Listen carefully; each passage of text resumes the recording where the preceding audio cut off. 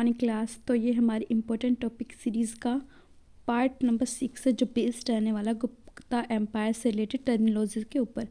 तो हम स्टार्ट करते हैं। पहले हम देख लेते हैं यहाँ का एडमिनिस्ट्रेशन कैसा था, है ना। एडमिनिस्ट्रेशन यानी कि सरकार कैसी थी वहाँ पे।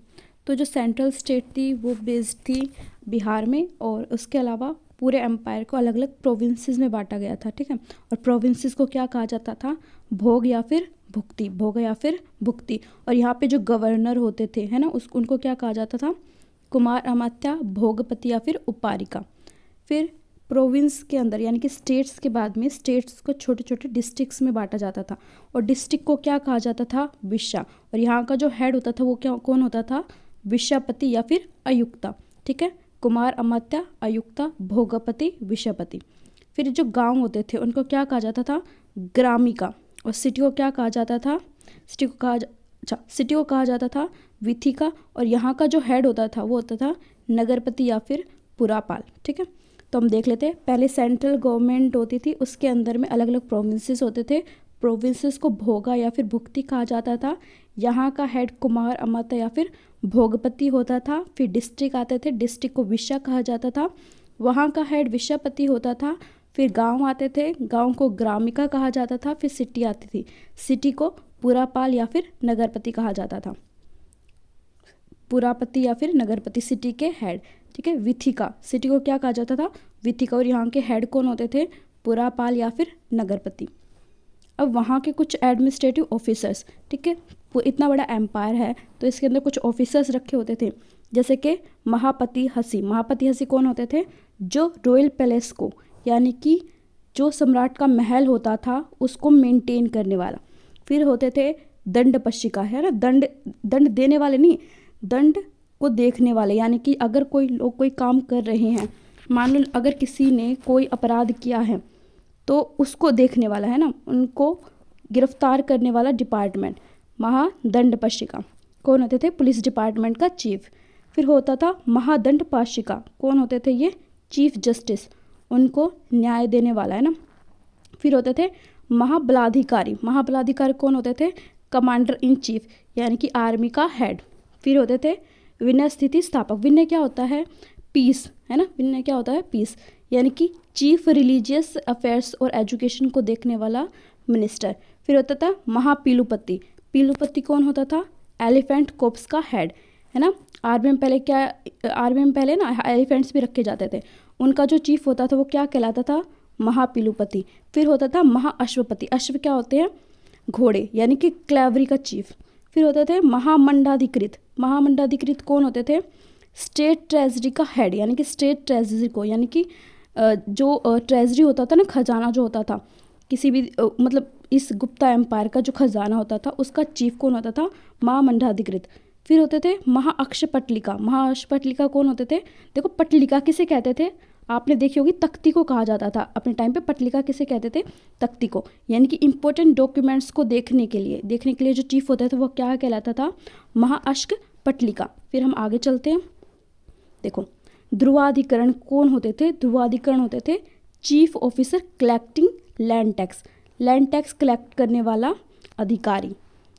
हमने स्थानिका देखा था ना, स्थानिका अशोका के टाइम पीरियड पे, तो यहाँ पे कौन था, ध्रुवाधिकरण। फिर नेक्स्ट है कर्णिका। कर्णिका क्या काम करता था, लैंड रिकॉर्ड्स को प्रोटेक्ट करने का काम करता था, किसी के पास में कितनी जमीनी जायदाद को देखने वाला काम करता था ये। फिर आते सत्रवाहा, ये एनसीईआरटी की टर्म है, यानी कि मर्चेंट्स के ग्रुप को क्या कहा जाता था, सत्रवाहा। कुलिक, कुलिक क्या होते थे, क्राफ्टमैन चीफ, ठीक है, क्राफ्टमैन, कि वहाँ पे कोई सामान बन रहा है, मूर्तियाँ वगैरह बन रही है, आर्टिशंस वगैरह हैं, तो उनका जो चीफ होता था उनको क्या कहा जाता था, कुलिक। फिर कायस्थ, मेन राइटर, ठीक है, आज भी बोलते हैं ना हिंदी में कायस्थ। तो कायस्थ का क्या मतलब होता है, लिखने वाला, है ना। तो कायस्थ कौन होते थे, मेन राइटर। फिर होते हैं महामात्रा, ये वाली टर्म अब की बार पूछी गई थी, जैसे ग्राम सभा में जो लोग होते हैं ना वे, उनको कहा जाता है महामात्रा। फिर होते हैं मौलिकम। मौलिकम कौन होते थे, फॉरेस्ट डिपार्टमेंट के चीफ, क्योंकि एम्पायर में उस टाइम पे फॉरेस्ट का बहुत बड़ा पार्ट होता था, फॉरेस्ट ना बहुत बड़ा पार्ट करते थे उनके ना डेली यूज़ में आने वाली चीज़ों में, जैसे कि वहाँ से एलिफेंट प्रोवाइड करा जाते थे, फॉरेस्ट प्रोड्यूस काम में आता था। इसके अलावा वहाँ पर ना वो उनके लिए क्या काम करता था, डिफेंस का भी काम करता था, इसलिए फॉरेस्ट इंपॉर्टेंट थे। अब हम आगे आ जाते हैं, इंपॉर्टेंट टैक्सेस कौन कौन से लगाए जाते थे। देखो पहले आता है कुलप्पा या फिर द्रोणप्पा, मेजरमेंट ऑफ लैंड को कहा जाता था। लैंड को जितना मेज़र करेंगे उसके अकॉर्डिंग उनके ऊपर टैक्स लगता था। तो कुलप्पा क्या होता था, द्रोणप्पा मेज़र करते थे, किसी भी लैंड को मेज़र करने के बाद में ही उसके ऊपर टैक्स लगाया जाता था। जैसे कि अगर हम बात करें जो अकबर था उसके टाइम पे क्या किया जाता था, पहले ज़मीन देखी जाती थी, उस पर जो मतलब जो फसल खड़ी होती थी ना उसको देख के अंदाज़ा लगाया जाता था और उसके ऊपर टैक्स लगता था, है ना, कि पहले अंदाज़ा लगा लिया कि इतना इसके ऊपर टैक्स लगाया जा सकता है। तो पहले वो क्या करते थे, लैंड को मेज़र करते थे, उसके अकॉर्डिंग टैक्स लगाते थे। अब आ जाते हैं विस्टी। विस्टी क्या होता है, फोर्स लेबर, यानी कि मान लो जो गरीब लोग हैं वो क्या कर सकते हैं, जिनके पास में खुद की ज़मीन भी नहीं है, वो लेबर प्रोवाइड करते थे किसको, आर्मी को। फिर आते अगर हराज, ये क्या होते थे, ग्रांट्स देते थे ब्राह्मणों को और इसके ऊपर टैक्स नहीं लगता था, ये ज़मीन क्या होती थी, टैक्स फ्री होती थी।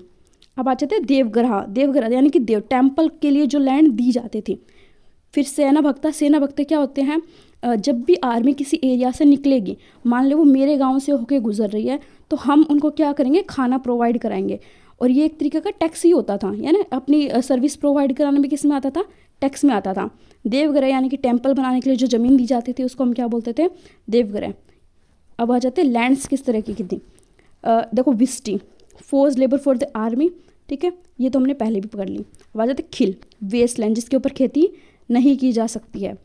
वस्ती, हैबिटेबल लैंड, बस्ती या फिर वस्ती, इसी से बस्ती वर्ड निकला है, जहाँ पर कौन रहते हैं, लोग रहते हैं, हैबिटेबल लैंड। फिर आता है गप्तसराहा। गप्तसराहा क्या होता है, पेस्टोरल लैंड, जहाँ पर कौन रहते हैं, जहाँ पर किसको रखा जाता है, जहाँ पर रहते हैं पेस्टोरल्स, चरवाहे। अपरहाता, फिर क्या है, अपरहाता फॉरेस्ट लैंड। फिर फॉरेस्ट लैंड को क्या कहा जाता था, अपरहाता। पेरेस्ट्रल लैंड, जहाँ पर वो चरवाहे रहते हैं। फिर वस्ती, जहाँ पर कॉमन पीपल रहते हैं, उसमें एग्रीकल्चरिस्ट भी आ सकते हैं। खिल, वो भूमि जो किसी काम की नहीं है उसको क्या कहा जाता था, खिल।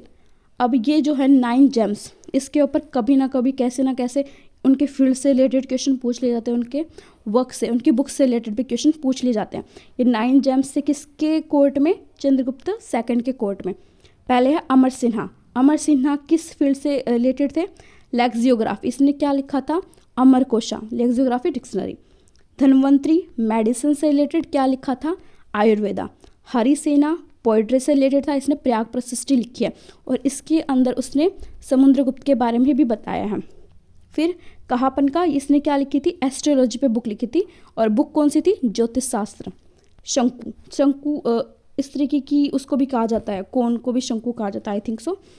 क्या लिखा था इसने, आर्किटेक्ट, है ना। शिल्पा शास्त्र, शिल्प शास्त्र को क्या कहते हैं, आर्किटेक्ट। फिर वराहमीर, वराहमीर ने बुक लिखी थी एस्ट्रोलॉजी पे, बृहद संहिता, इसके ऊपर क्वेश्चन पूछा गया था और अमर सिन्हा के ऊपर भी क्वेश्चन पूछा गया था। फिर है नेक्स्ट बुरारा रुचि, इसने ग्रामर के ऊपर बुक लिखी थी, बुक कौन सी थी, व्याकरण।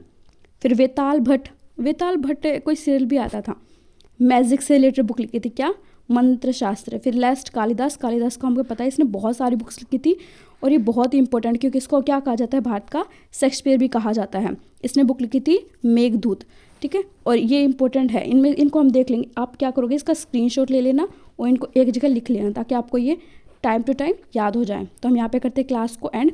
हमारी संडे को क्लास नहीं हुई थी इसलिए मैंने आज 2 क्लासेस डाल दी हैं। Okay, bye bye.